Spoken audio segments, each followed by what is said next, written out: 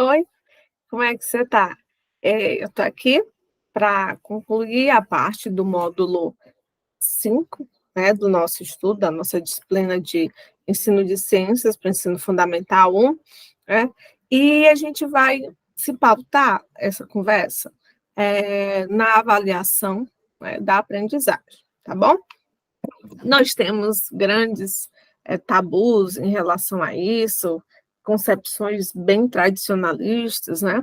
Mas também concepções bem inovadoras e que a gente fica se perguntando, né? Tem que se perguntar, né? Qual é esse caminho que a gente está seguindo? É uma prática mais de avaliação mais tradicional, mais inovadora, ou a gente faz a mesclagem delas? Como é que a gente está pensando em lidar com isso em sala de aula, né?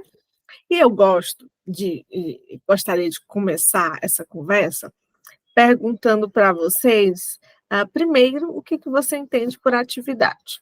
Quando o professor falava assim, para você em sala de aula, hoje vai ter uma atividade,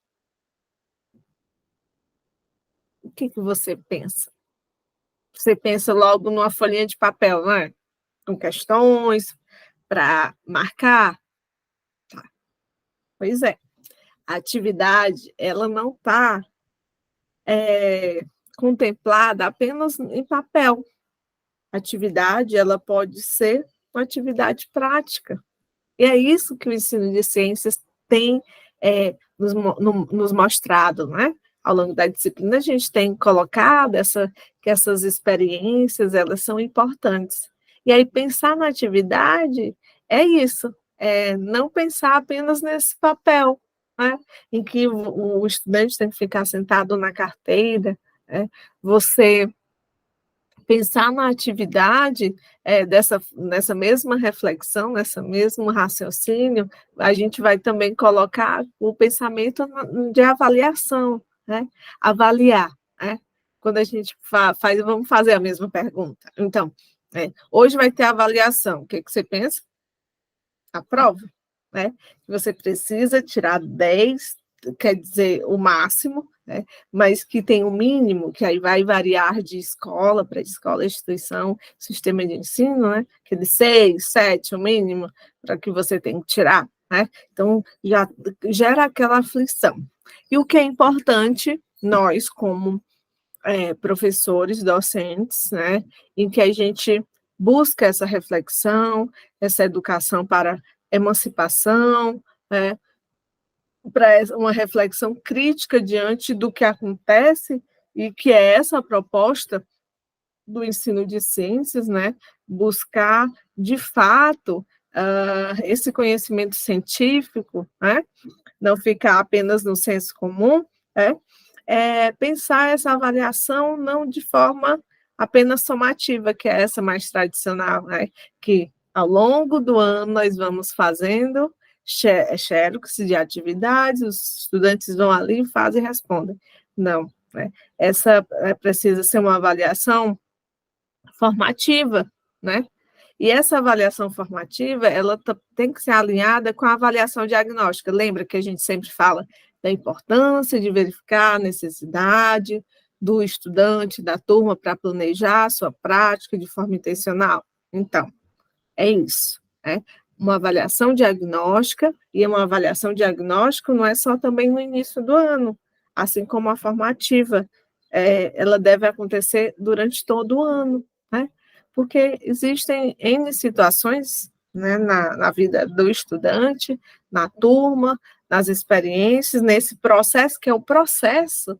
Então, ele vai apreendendo informações, vai refletindo, mas outro estudante ele pode verificar de outra forma, né?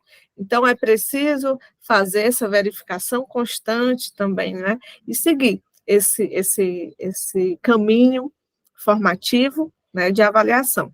Quando a gente fala esse caminho formativo, a gente não tem que se bitolar também a questão da quantificação, né?